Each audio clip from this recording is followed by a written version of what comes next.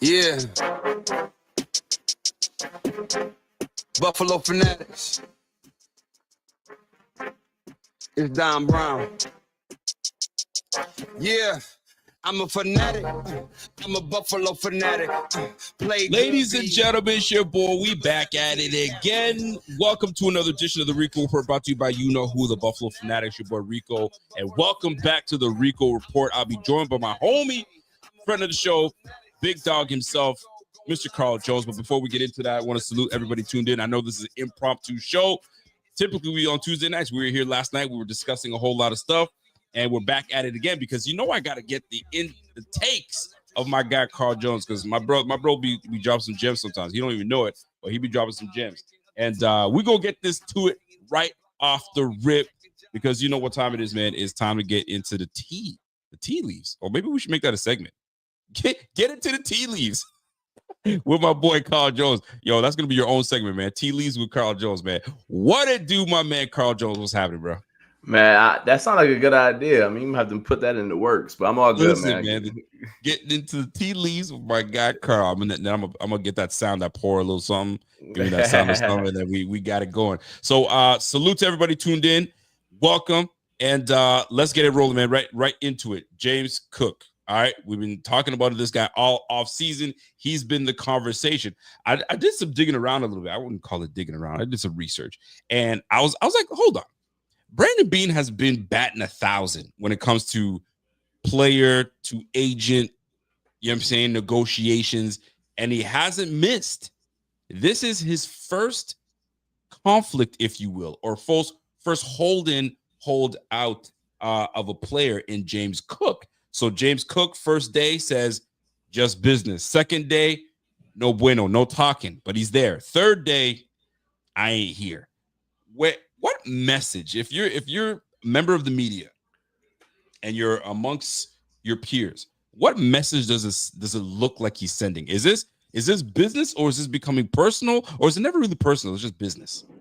I think it's hard to separate the two. I mean, this is just in life in general where, feelings get involved, emotions get involved. And I'm not saying that is or isn't the case here, but to just sit up here and just say it's strictly business from both parties, I think will be a little bit naive. And to say that, some personal shots and jabs haven't been thrown in there, I think that may be appropriate to say as well. This whole saga is so unique from, like you just alluded to, with the Bills' perspective, because you think of Jordan Poyer and how he semi-held out, and then we're not held out. He didn't show up to, I believe, mini camp, and then he was fine, right, or OTAs, whichever one he skipped out on. That wasn't a problem by the time they got to August training camp. Yep. And other players the same. So this is such a unique situation. Brandon Beane even alluded to himself on WGR 550 a few days back, where he said this is uncharted territory. Like, I've never been in this situation with a player. So it's unique for all of us. I'll say that. It absolutely is unique. And I was talking to the crowd. I was talking to the chat yesterday, and we were trying to figure out, where do we tier James Cook? And I had my opinion on where he tiers. And I remember you and I having a conversation. We were talking about Jahmyr Gibbs and James Cook, and you made it very clear to me, they're like both great backs, but you cannot compare James Cook to Jahmyr Gibbs. And you had me thinking. You made me think. And I was watching Jahmyr Gibbs' his game. Yo, Gibbs is nice. There's no question about it. And I understood the assignment on what you're trying to tell me. You said, go do your homework and you'll see what I'm talking about. So I started thinking about it. I'm like, where does he tier? So then I was looking at some running backs, and I showed this to the chat last night. So I'm gonna show you the same. And I'm curious to get your thoughts on where you feel my man fits. So let me share my screen real quick, and we'll get into it. And then we'll talk a little bit more about our guy James Cook and how this saga is going to continue, what the end game is, because I'm starting to question what his end game is. So if you look at the screen here, I was saying that the first 4 running backs on this list, I would say, are tier 1, tier A. We'll number it. We'll say tier 1. And then you've got tier 2, where you have Alvin Kamara, Josh Jacobs, and I feel Kyron Williams scoring his new deal works into tier 2, or maybe he can mix into tier 3, but I had him at tier 2. James Cook, I believe he's in tier 2, but do you feel that he could be in tier 3 where it's Aaron Jones, Joe Mixon, James Conner, Montgomery, Stevenson, and so on and so forth? Where would you tier him? 1, 2, or 3? Or is he in his own category here? I think based off, we're going strictly off the salary. So that tier 2 is the top of it is 12.25 with Alvin Kamara. The bottom is Josh Jacobs at a flat 12. If I had to guess, that's probably where Cook's number would fall. And the reason why, even if I personally think Josh Jacobs is a better back, James Cook also gets the benefit of the cap going up. So he will get a higher salary just based off of the fact that the cap is higher a year and a half later than when Josh Jacobs signed. So I would just say it's a markup. James Cook's deal, if I had to guess, would be a markup on the Josh Jacobs deal.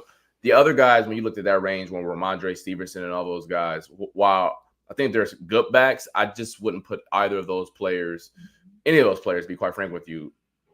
I mean, you can even throw Aaron Jones in that at his age. What is he, 31 at this point? I wouldn't put any of those guys.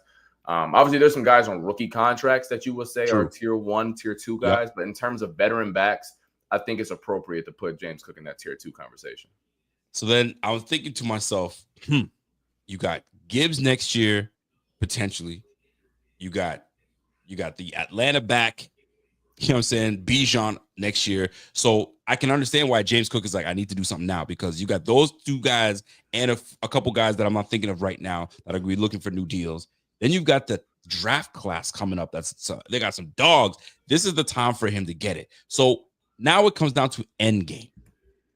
James Cook does a no-show. Now, whether he communicated to the GM that he wasn't showing up or not, he's a no-show. What's his end game? What are you going to just not show up all preseason, not show up to practice, and then expect to start week 1? As a coach, I'm going to put you in McDermott's shoes. What do you do with that? You ain't been practicing, and I get it. You're doing the contract thing. I get it. I don't know if he's in the locker room, or if is he in the film room? Who knows? We don't know that. Maybe you might. But like you're the coach. What do you do with that? It's such a fascinating situation, because in a lot of times you can just point to previous experience and say this is what the coach would do. We have no previous experience on how Sean McDermott would handle this. None. Zero. The Bills have never been in this scenario. So I can't tell you what Sean would do. I honestly couldn't tell you. I mean, he comes off as a guy who is very principle-based and has a very strong, tight-knit group over there at One Bills Drive. Having said that, though, he has never been in this position to where he had to maybe bend the rules a little bit to allow his star player to play. I don't think that, in my opinion, and I know this may be, being soft a little bit, but I don't think you make your team inherently worse by punishing a player for holding out. Like, whatever, if you're Sean McDermott, if I was in Sean McDermott's shoes, listen, whatever he had going on with Brandon Beane in the front office, that's their battle. But if you are going to put a helmet on come Wednesday of week 1, you are going to be playing on Sunday. So that's how I would approach it. And just let those 2 entities, Cook and front office, battle it off. But coach, hey man, you got a helmet on, time to go strap it up and play. And that's the thing. I think that's the tough part in professional sports, because there is the business side of it where you just have to take your emotions out. As a coach, you're going to want the best players on the field. And right now, James Cook is the top back on the squad and one of the best backs in the game. So you have to take your feelings out of it. And I like your response. I don't care what's going on with that. Once that gets sorted, it gets sorted. Once you're ready to go, you're ready to go. It's unique because at every level of football, the GM and the coach are the same.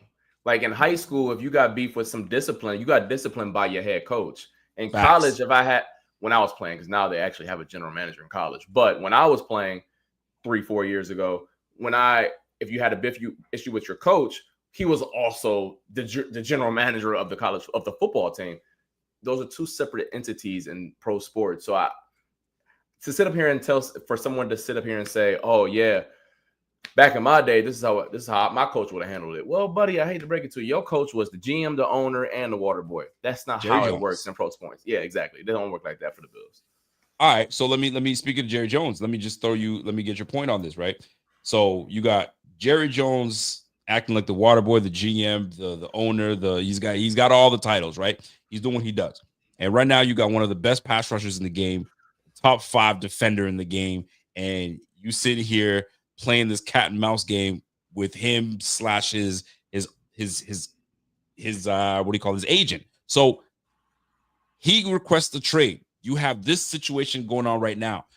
Apparently, Micah says the Bills are one of the teams that I wouldn't mind making something happen. Are you running to the phone and saying, "Yo, James Cook, first round pick this year, first round pick"? I've seen some scenarios out there with Ed Oliver. Like, what would it take what would you give up if you're Brandon Beane? What would you give up to get Michael Parsons? I'm putting you on the spot right now, by the way, so I know that. Right. Well, first off, I do not believe the Cowboys want to trade and will trade Michael Absolutely Parsons. not. I think we just talked about this. They do this every single year. They just want the attention of just dragging negotiations. So they did it with Zeke, CD, Dak, Zach Martin. They've done it like the last 6 years. This is what they do. Terrible. But let's just say the 6th time they give up, they actually are fed up. The Bills are in a unique spot because like a traditional a traditional first round pick is really a 2. Like, I know a lot of people want to compare it to when Khalil Mack was traded to the Chicago Bears. The Bears were a mediocre team, so their ones were much more valuable than the team that's picking at 30 or 31. Facts. So, like, if you were the Bills, the negotiation probably starts at 2 ones, excuse me, and then you're going to have to give up at least one above average player. And I think Ed will probably have to be because I don't think they will care for James Cook. No disrespect to him. I just don't think he and helps them. I don't think he helps them. I've seen some Bills fans say, Ed Oliver, I ain't doing it. We ain't doing it. And I found that absolutely wild. Listen, Micah Parsons has made 3 All-Pros in his first 4 years. Do you know how many Bills players outside of Josh Allen, include offense and defense, how many All-Pros combined? Bro. Taryn, Milano, nobody else. So, like, I don't think he ain't on the team no more. So, like, when we're talking about players currently in one, it's only Taryn, Milano, Trey, and Trey. Those 3. So 3 seasons combined to 3 already by Mike. I think people are really underselling how good that man is. I found that absolutely wild that when I saw that, they're like, I ain't giving up Ed Oliver and for 2 first-round picks. That's crazy. I say, you're crazy. All right, let me move on to the next one because I know I'm limited on time. Depth chart. There's not really much to talk about on the offensive side of the ball because we had a lot of starters returning. However, what has piqued my eye is receiver 6. We've got Mr. Tyrell Shavers. I know it's the depth chart, and I know it's early. We've got to play a couple preseason games. However, Tyrell Shavers is coming in as the number 6 receiver, and he's had a pretty damn good camp. And that's him busting up his ankle, and we thought that it was a wrap for him, and he's coming in as an underdog coming through. Question for you. Do you think the Bills, it's hard for me to put you on the spot, but I'm going to ask anyway. Curtis Samuel, is he penciled in or no? He's a lock contractually. The money they owe him, and I know how much money they owe him. So in what you've seen and the depth that we have, Caden Prather, they drafted him in the 7th round. I'm curious as to what they want to do with him. It's very clear that Brandon Codrington's going to be the return guy. So Laviska's most likely out unless something crazy happens. Curtis Samuel stays on the roster, or is there something where? Yeah, I think he stays, and there's one reason why. I think, if I'm not mistaken, the Bills are like dead last in cap space at the moment. I think they're under the cap actually at the moment. Over the cap, excuse me. They're over the cap. It's not looking good. So if they were to move on, and I believe incur an $8 million dead cap and moving on from Curtis Samuel, that would be releasing him outright. Right. Well, then now you will have to start figuring out other ways to get under the cap once again. So they're going to, in my opinion, if they were to move on from him, it would be via trade, and I don't know what it will be worth it. Shout out to Japan. Shout out. I don't know what it'll be worth. You probably have to give up like a 5 or a 6 in return. It's tough. It's tough. He was obviously a very valuable player in his league before he got here, and it's due in large part he hasn't shown it because of injury. Absolutely. All right. Well, now you gave me your thoughts on that. O-line seems intact. The RB room seems intact. The receiver room, obviously, we talked about Shavers being a receiver 6. Could we see some shakeups? It's possible. That's why preseason is here. And then we got to talk about this defense. This defense, does anything stand out to you in terms of, you know what?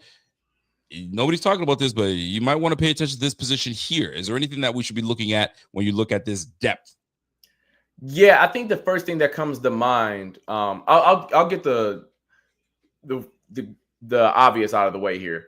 If Larry Ogunjobi and Michael Hoyt were available from week one, I think there will be some serious cut candidates on the D line. Like, what do they do with Dwayne? Maybe even Daquan Jones, AJ Epinesa. But since they were without those two, for a numbers reason, you have to keep all of everyone. That's projected to at least get a snap. Everyone basically from third string on in the D line room is going to make the team just based off those suspensions. But I think what you go ahead. Go ahead. But I will say the most interesting thing based off the depth chart. I mean, it has to be safety at this point, right? I mean, oh yeah.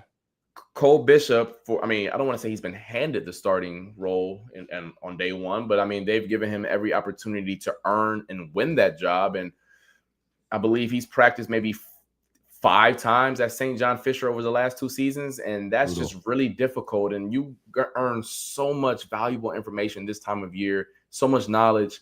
And the defense that is so communication based. I actually spoke with Taryn a few days back and I asked him bluntly, I was like, bro, what makes it so hard to play in this defense? And he kind of chuckled and said, well, I've only played here, so I don't know what would be so difficult about another spot. But he did say when he hears from other players when they come in, there's so many checks and communication in Buffalo. So like you really have to be on top of your stuff, know what's coming. Hey, man, they motion here, motion that. We got to check this. Hey, you see a tip with the guard, a little light on his hand. Hey, we're checking this. And you really got to be on top of your P's and Q's. And for a guy like DeMar, who's been there 5 years, he's comfortable in that. And Cole, who has been here less than 2 years, and he's in and out of the lineup. I can see Cam Lewis has been here for God knows how long as well. I don't want to say like, oh my gosh, Cole, like your job is gone.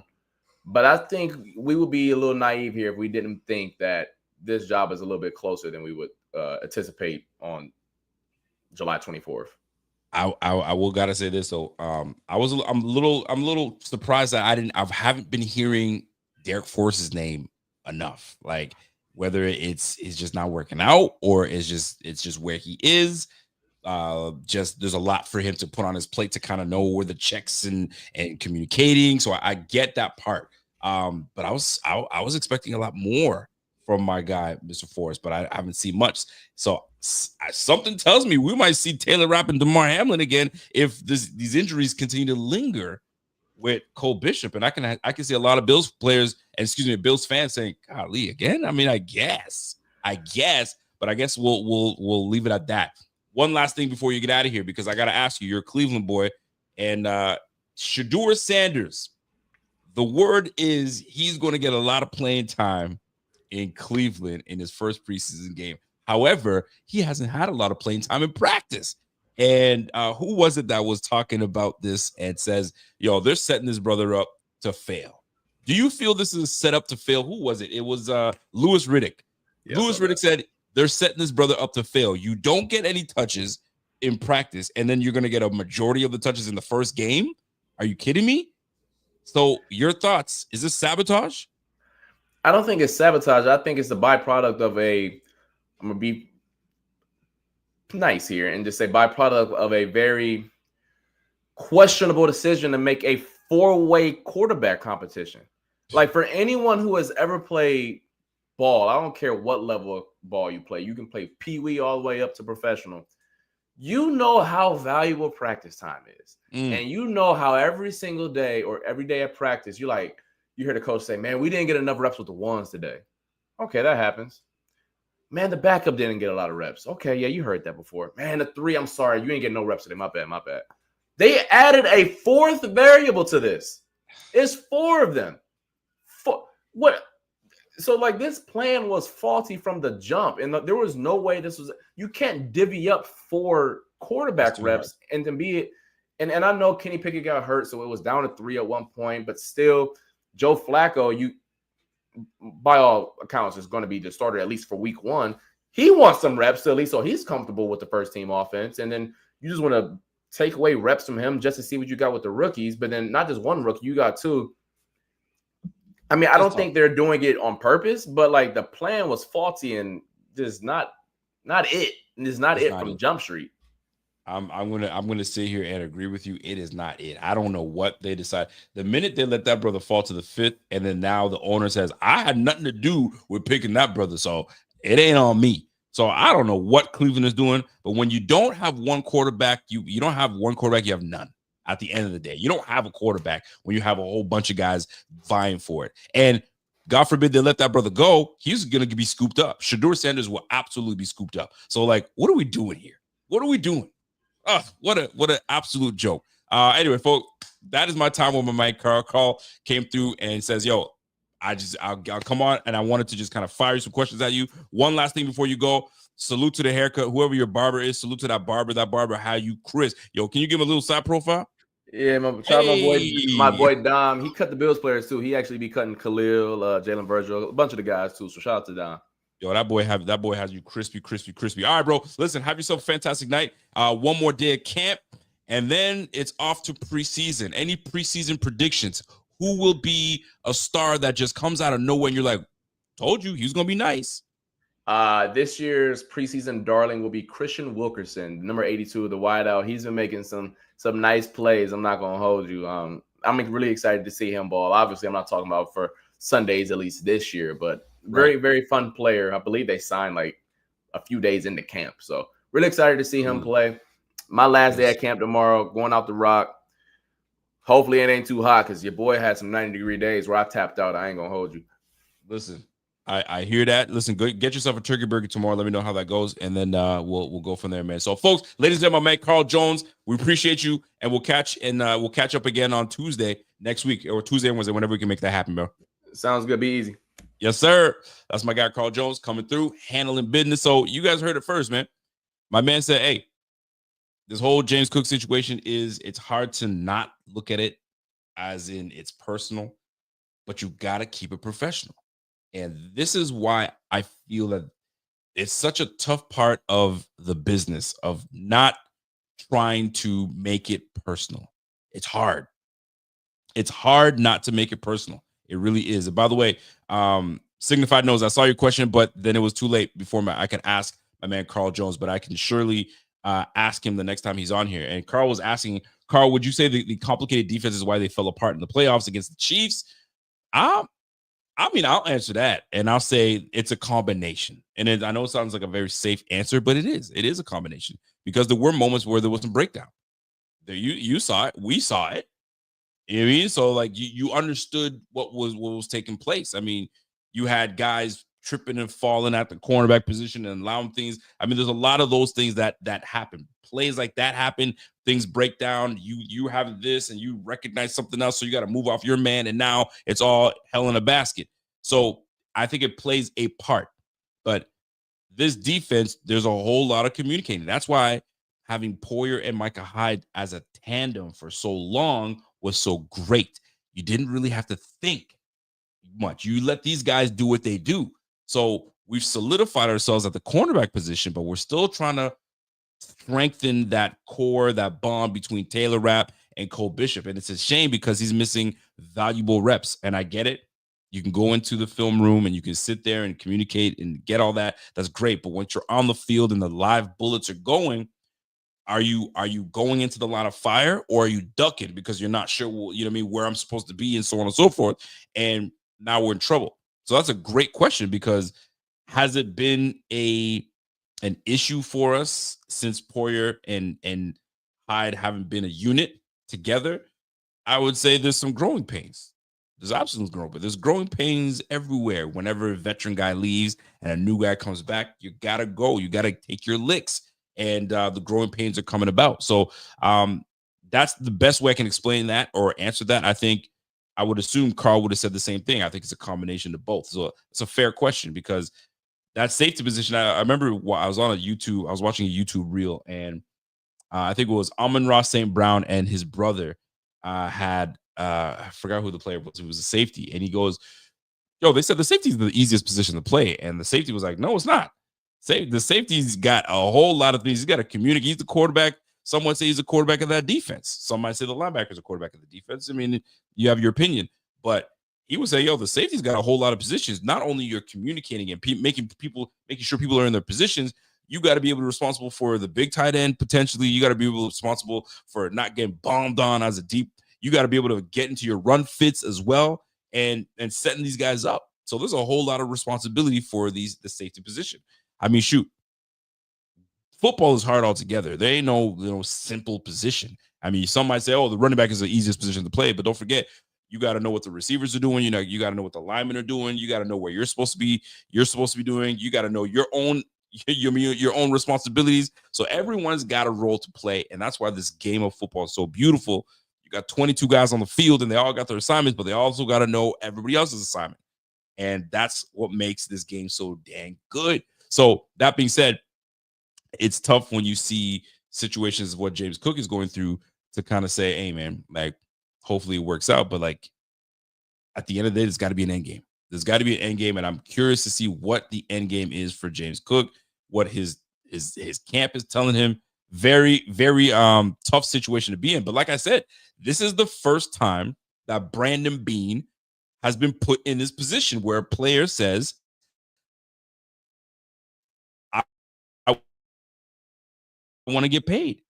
And Brandon Beane takes care of you. And James Cook is like, I don't got the time and I got no patience. I want it now because I already know the landscape of the game. I know the position that I play. There's not a very big shelf life for us. So I'm trying to maximize as much as I can. And I respect it because he's right. If that's his mindset, he's absolutely right. The shelf life for us is not very high. Teams and people minimize us. Although we just had a 2,000-yard back in Saquon. You got almost another 2,000-yard back in Derrick Henry. The running back position is surging again. But then there's people that still don't respect the position and say, hey, it's a dime a dozen and so on and so forth. So I understand where James Cook is coming from. I totally understand it because you're trying to capitalize right now while the iron is hot. And this is where Brandon Beane is like, I've never been in this position. So, like, how am I supposed to handle this? Like, how should I handle this? Everyone has pretty much accepted everything I've given them. So now Brandon Beane's put in a position to, like, deal with somebody that's holding out. What and how will he handle this? And question to the chat, is Brandon Beane handling this well? Is he handling this the way a GM should, right? Is he saying the right things? Should he have given the deal long ago so we can get this thing over with and focus on competing to win this thing because we're so damn close? Is he penny pinching? Does he have reason to penny pinch? I mean, you paid all these other guys. So, like, what's going on? And in this case, I don't know. I think they're both standing their business. And at the end of the day, it comes down to leverage. Who's got the leverage? And I think the team has the leverage in this case. So we'll see how Jimbo reacts. But the more time away from the team, I don't like it. The less I like it. I don't like it. Listen, you not practicing is one thing, but being the no-show and not showing up, that's another. I mean, you know how optics work, right?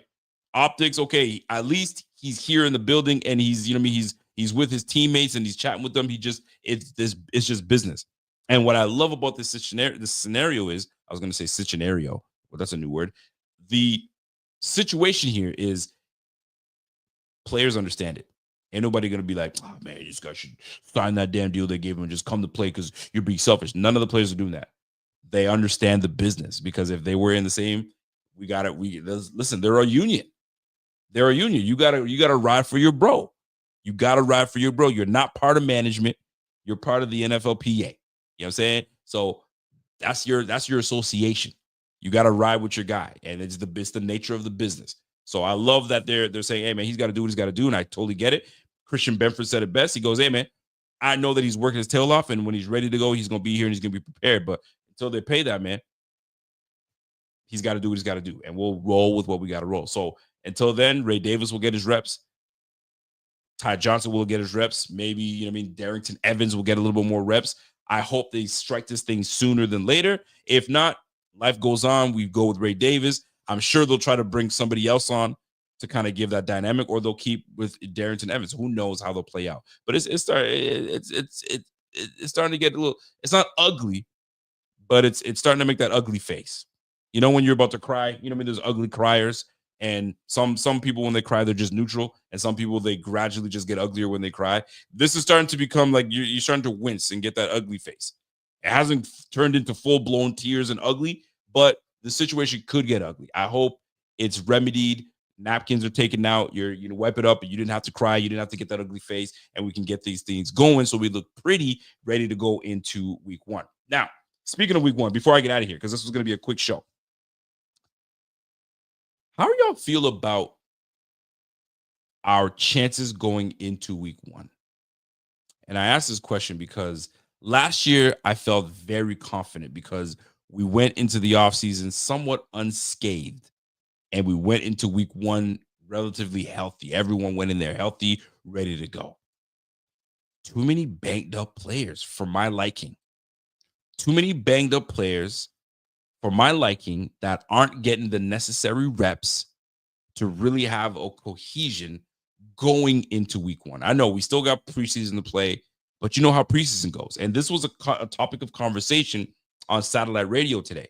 And they were talking about, you know, back in the day when we had 4 preseason games, you had the starters played at least a half in that first game. I mean, at least 3. I mean, the first quarter they would play maybe into the first half. Second game, maybe you'll get a quarter or maybe a few series.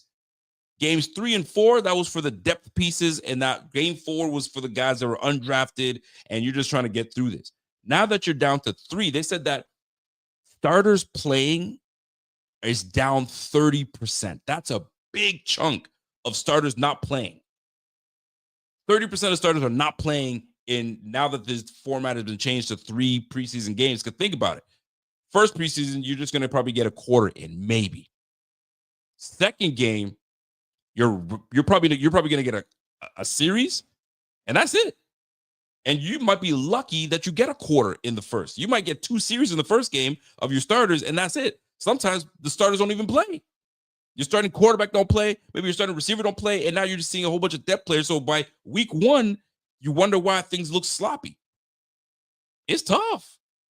It's tough. So like preseason, I don't feel as confident with all these guys that are, you know what I'm saying, sitting out with a soft tissue injury, and they're not getting the reps and they're not getting the play time. I mean, we just talked about Cole Bishop's not being there. We just talked about right now James Cook has 3 days been off right now. You know what I'm saying? You had Palmer was off a little bit. Elijah Moore was off. Kincaid was off a little bit. Dawson Knox just came back. Like, fam, it's tough. It's tough to see. Like, I know some of these, I mean, days that these guys are playing it, they're more for precaution. I mean, Khalil Shakir right now is in a boot right now.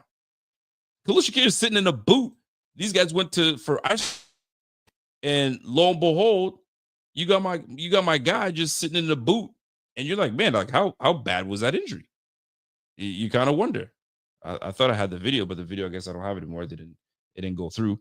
But he was he's in a boot today. I saw him, you know what I mean, banging that thing and bring the medicine ball. So like, there's just too many. I mean, you're hearing Wilkersons and you're hearing the Stephen Golstons and like, there's just a whole lot of players that are, you know, sitting out there. I mean, the blue and red game. Josh Allen comes out, does a photo op, doesn't touch the field. You know what I mean? So like, I don't know. I don't feel great about how it's looking now. But by week 2 of preseason, week 3, maybe everybody's healthy and ready to go by week 1. But I just don't like how it looks at this moment. I don't like how it looks at this moment. Koala Bear says, hey, man, at this point, I'm not even surprised by the injuries anymore. I mean, you see what's going on. I mean, the way they've changed the landscape. Even Thurman Thomas, I was watching the Hard Knocks, decent episode. I mean, I'm not gonna sit here and say, yo, it was amazing, like a whole lot we're saying, but it's just the first episode. They're just kind of summing things up for y'all. But Thurman Thomas was like, man, by this time, bro, we would have had 11 practices by this time. We were doing 2-a-days. So like, they were conditioning their bodies ready to go week 1, right? 4 preseason games ready to go. Now you don't get the 2-a-days. Forget about that. You know what I'm saying? Now it's dropped to 3 preseason games. It's like, man, it's a different landscape this year. It's a different landscape in today's game, and you're starting to see it permeate on the field. Look, you don't have a full squad. You just had your right tackle come back not too long ago because he had some back issues. You have a guy dealing with a dispute with contract. You had your receivers banged up. Your tight ends were banged up. Defensive front, you had a couple guys out for a little bit. Your linebacking crew is interchangeables coming out. Bernard was out for a bit, and you got Shaq Thompson in. Joe Andreessen's in. You got Balen Spector cut, which I called yesterday, but I'll talk about in just a moment. Trey White coming back from injury. Maxwell Harrison was supposed to be the guy to come in. He's hurt. I mean, we might not see him until week 3, week 4, because Trey White is looking pretty damn good. Safety room is banged up. Like, fam, we're banged up everywhere. We're banged up. So we're supposed to go into week 1, ready to roll and rip, and I don't know. I don't feel great. It's not about not feeling great going up against the Ravens. I think we do well against the Ravens, but I want us going into this thing healthy, and we're not. And it's disheartening. I'm a man of how this is going. I'm not too pleased. I'm not too pleased, to say the least. Shout out to my guy Walter. Walt comes in and says, yo, I don't think Cook is going to miss any games, but if there was ever a game to sit out to try to send a message of how important you are, it's week 1 against the Ravens. So, great point. But in the same way the message is being sent by him not playing week 1, who did it last time? I think, wasn't it Chris Jones?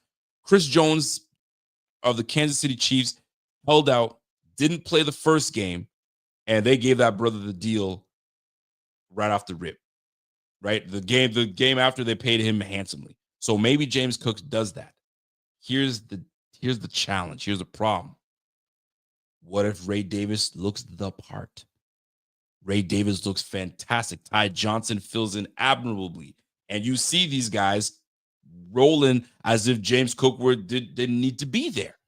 Now, that is the risk that James Cook might be taking by sitting out week 1. Because he very well could. I'm not touching the field until I get paid. Because that's exactly what defensive tackle Chris Jones did for the Kansas City Chiefs. And he got paid very well. So James Cook, on the other hand, plays a different position. A. B, James Cook is not Chris Jones, which is one of the best defensive tackles in the game. Top 5 for sure. Maybe number 1. James Cook ain't that guy. So, like, there was a little more leverage for a guy like Chris Jones to do it than someone like James Cook playing the position that he plays and knowing that he's not a guy that gets, 20 to 25 touches that impacts the game like that. Is he an impactful player? He absolutely is. But if he plays that game that he's playing now, and he allows Ty Johnson, Darrington Evans, right, Ray Davis to take over, and the Bills do well, and they run the ball effectively, and let's just say they win the game on the backs, pun intended, on the running backs, bro, that might just say, you know what? Sit out all you want, man. These guys are holding it down. Now, who does it hurt? It hurts James Cook in the end. So he's playing a dangerous game. It could really work out for him, or it could fall right to his feet, and he has himself to blame. So he's on the tightrope right now. He's balancing. So you better hope that, you could balance for so long and it falls in your favor, because you might fall flat on your face, my G, and I would hate for that to happen. But it is what it is, man. By the way, big shout out to my man, Super Lancer. What's up, Super Lance? He goes, hey, Rico, it's your fellow Canadian from Windsor, Ontario. What's good, my guy?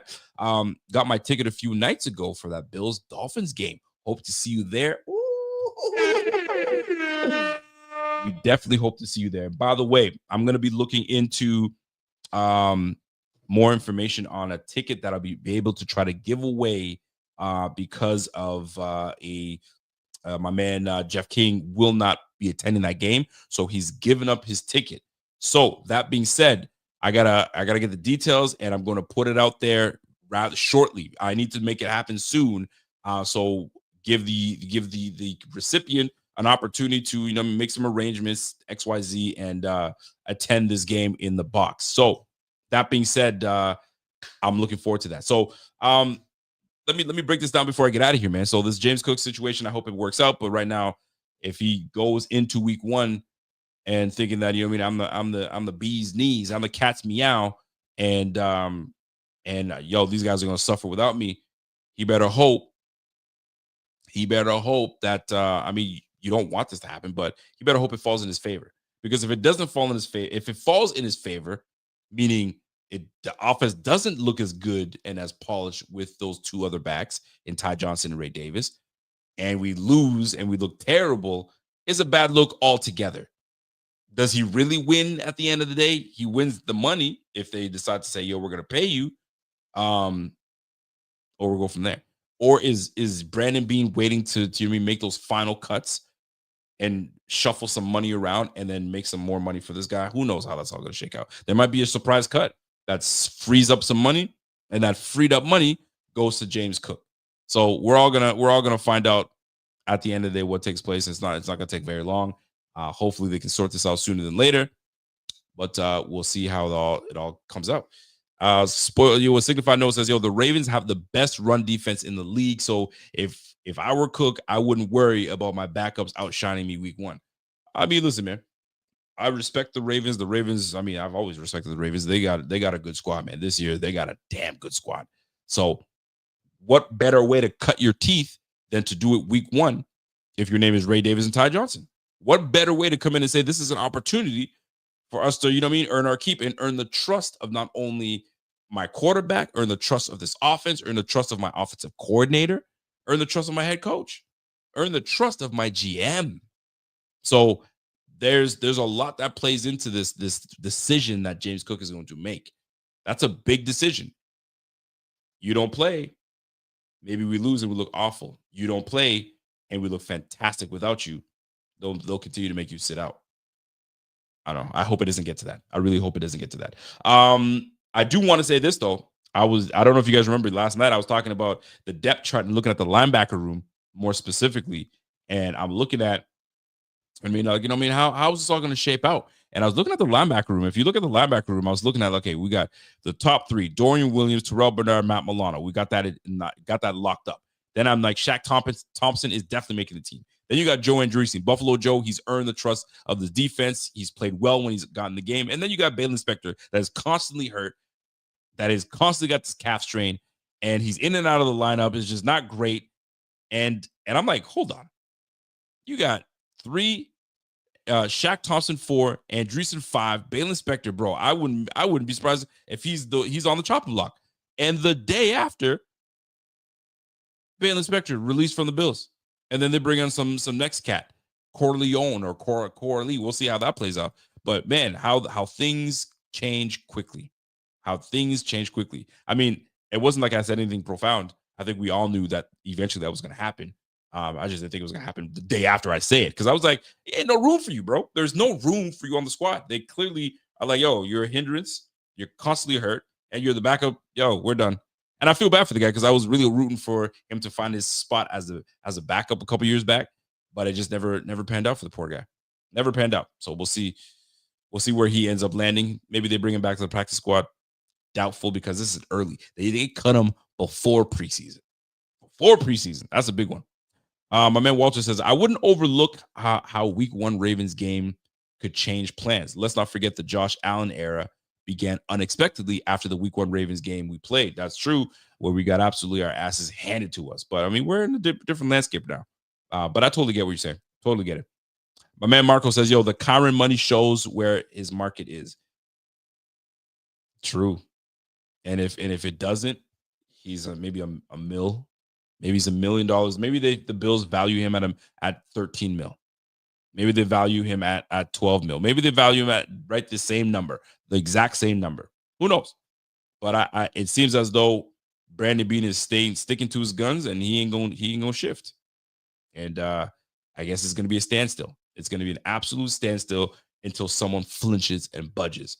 And Brandon Beane has just too much things on his plate from the flinch and budge from our man over here. So it ain't looking great. But anyway, that I'm gonna leave that at that. Oh, my man says, Super Lancer says, yo, hey Rico, what do you see for us this season, record-wise, And he's like, "Are we running the table or do we take some L's?" I see us going either 14-3 or 13-4. Fantastic question. So at the beginning of the year, my man Zbot and I, when the schedule came out, we went out and we pretty much predicted what the season was going to go out without us knowing what the details, who we're going to sign, who this, who that, and so on and so forth. I wrote it down. I got 2 books in here, so I'm going to see if I have it in one of these books here. Did I write it in this book? Where's my other book? Oh, I don't have it in this book. Maybe I do. Give me a second here. Let me just look. Let me just make sure I have it here. Sunday night. Okay, I do have it here. Okay, so I said that the Bills are. Let me repeat to you what I have. I have the Bills doing here. So I said they were going to win against the Ravens. Bot said we're going to lose the first game, and I might start to lean towards that based on how this thing is going. Right. I felt if we're going into this healthy, I feel like they're not going to let this whole revenge against the Bills and we're going to take them down. I think the Bills are going to be like, no, you ain't going to get a revenge. It's week 1. We're at home. We're trying to handle our business, right? Home game. No. It ain't going to happen, right?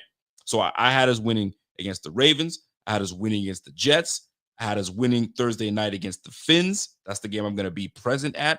I have us winning against the Saints. I have us starting 4-0. Then I have us winning against the Pats, going 5-0. Then winning against the Monday night game against the Falcons, 6-0. All right. Is that what I chose? Yeah, 6-0. And then, but I'm a little tricky on that Falcons game. That Falcons game is a tricky one for me, but I'm going to go 6-0. And then we have the bye week. And then we have the Panthers. We're going to go 7-0. Then I have us losing against the Chiefs. We're going to win against the Miami Dolphins. We're going to lose against the Bucks. We're going to win on Thursday night against the Texans because I feel that this is a payback. We need to pay those guys back. But the Texans with Derek, that Stingley guy, that boy, he's a nasty player. I think he's one of the best corners, if not the best corner in the game. Anyway, then you got a win against the Steelers. I don't care who they got over there. I win against the Steelers. Then I got a loss against the Bengals. We're going to find out, but I just think these guys just have our number. I don't know what it is about these boys, but they just have it, right? We win against the Patriots. We win against the Browns. We lose to the Eagles. And we win against the Jets at home. That's the way I have it running. So how many wins did we get? 1, 2, 3, 4, 5, 6, 7, 8, 9, 10, 11, 12, 13. I got us winning 13 games. So I'm with you, bro. 13 games. 13 games is what we're winning. And we go from there. 13 games we're winning, we go from there. I mean, the thing is 13 games going to be enough to get the number 1 seed? And that's what it comes down to. You got to get the number 1 seed. But as much as people want to say this is an easy schedule, there's going to be some tough moments on how we play this out. So we'll see. So 13 wins is how I see this playing out, fellas, and then we'll go from there. My girl Laura says, "Yo, Rico has us winning." That first game, I had us winning the first game. But now that we all banged up and James Cook pulling the stunt and all this stuff, and I don't know, man. I'm starting to think twice now. But we'll see. By the time that last preseason game comes, we'll look at the last depth chart. We'll see how healthy people are, and then we'll go from there. That's the way I'm looking at it right now. So, but yeah, great question, Super Lance. Thanks for that super chat. Appreciate you, my guy, my fellow Canadian, and we'll go from there. My man Walter says, I can't envision any Super Bowl run where we lose against all the top AFC contenders during the regular season. I know, right? I mean, when I went through it, and I mean, with a grain of salt here, this was at the beginning of, like, I mean, when did the schedule come out? May? Sometime in May. So May, June, July, we're in August. I mean, it was some time ago. But that's the way I looked at it. That's what I saw. That's what I see. And we'll see how that plays out. That's why it's the fun part to just randomly pick who's going to win and who's going to do what. I mean, you don't know who's going to be hurt. You don't know how the season's going to go about. So we'll see. Last but not least for me, this Cleveland Browns situation. Cleveland Browns, what the heck are they doing?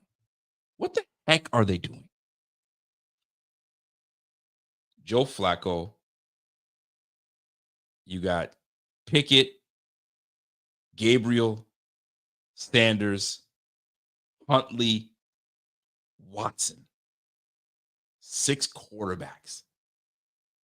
Like, what are you guys doing? Like, what are they doing?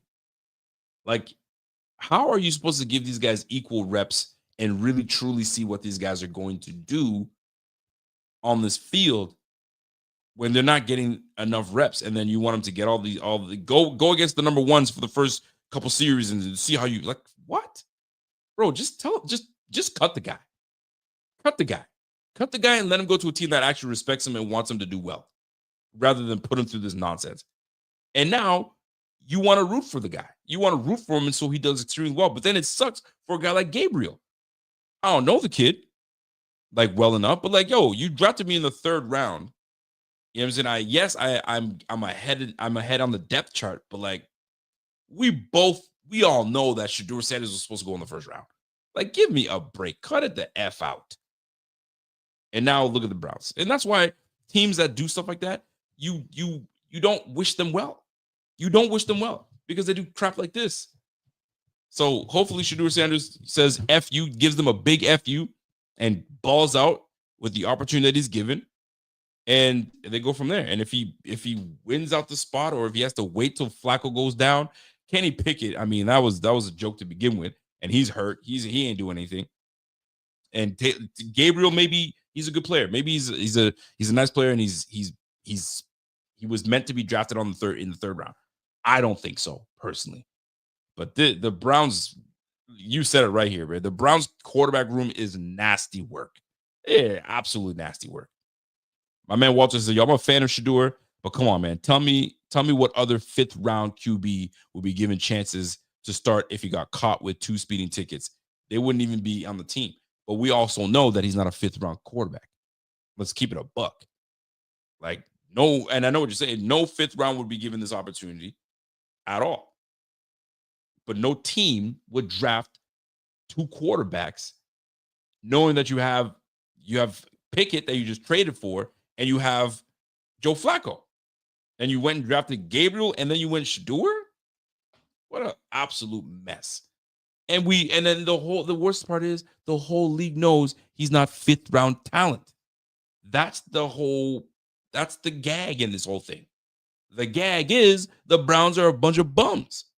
You can't do stuff like that, bro. But it is what it is. It is what it is. The Browns are going to do what the Browns do. The Browns will brown. You know what I'm saying? So we'll see. The guy is a 70% completion percentage thrower. Like, that's what he does. He ain't fleet of foot, but he's a smart guy. He's got a father that's been coaching him up along the way. So hopefully instincts just kick in and he just does well because he's naturally that good. And it's like, it sucks because like you're proving yourself right. That's number one. But like if the organization doesn't believe in you, what's the point? It's no different than Doug Marrone. Doug Marrone never liked EJ Manuel. Never liked EJ Manuel. Because if you like your quarterback and you give your quarterback the love the quarterback deserves and the encouragement and all of that, bro, that alone is monumental. That's great for the quarterback. Doug Marrone never gave 2 shits about EJ Manuel, and you can see it. It was clear that boy had EJ Manuel on a short leash, and the minute he was like, he got Kyle Orton, your quarterback that can sit in the pocket, and he was like, bro, the minute this guy Orton's going in, EJ Manuel, I think had us at 2-2 out of 5 at 500. He was like, nah, you out. At that move, I was like, come on now, you tripping. You absolutely tripping. Signify Note says, yo, Rico, stop. The completion percentage is so inflated. How great Travis Hunter was and how long Shedeur held onto the football. Regardless of how you want to look at it, bro, they were saying that it wasn't going to pan out when he's playing at Jackson State because he's playing a bunch of HBCU schools and it's not the same competition, blah, blah, blah, blah, blah. He goes to Colorado Buffalo, and now the competition's gotten better, and it still was the same. The guy was in the running. I mean, it was either top 4, top 5 to be a Heisman candidate. Come on, man. Let's not downplay him like that. Come on now. Don't do that to him. Don't do that to him like that, bro. Don't do that. Don't do that to him. Anyway, that's my time, folks. I appreciate you guys obviously coming through and showing some love. And we had back-to-back shows. Salute to my guy Bot. Bot went live today. I didn't realize they went live until I was like, yo, I miss a live show. and I see this guy went 2 hours, bro. 2 hours recapping Hard Knocks. Golly. Kudos to my guy Bob, man. That boy nice like that. Speaking of Hard Knocks, good episode. It wasn't over the top. It was cool. There was some cool moments. I just want to see more football. I want to see more, you know what I'm saying, documentation on, what's going on with the cornerback position, what's going on with the safety room. I want to see the receiver quarterback dynamic. I want to see this running back situation go down. I want to see more football. I want to see more McDermott getting involved in nitty gritty. I want to see Ryan Nielsen getting in and talking to the defensive lineman and seeing how that goes. I want to see more football. And I think that's what we're going to get. I think they fluffed it up for us in the first episode. And we're going to get into the nitty gritty going forward. So we'll see how that all shakes out. Salute to my girl Laura. What's good?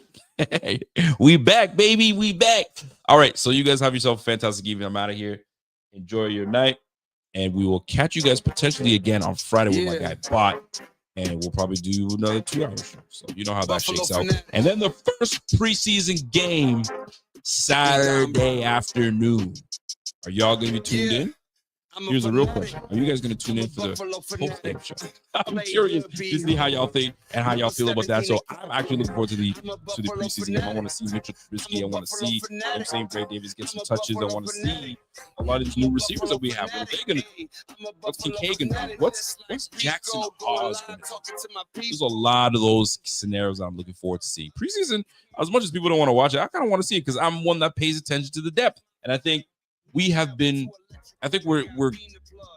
follow this team enough that we follow the depth of the team. Back in the day, preseason didn't mean diddly squat to me because I didn't care for it. I just wanted week 1 to start. But now that I cover the team and we have this podcast and all that good stuff, you got to pay attention to those things.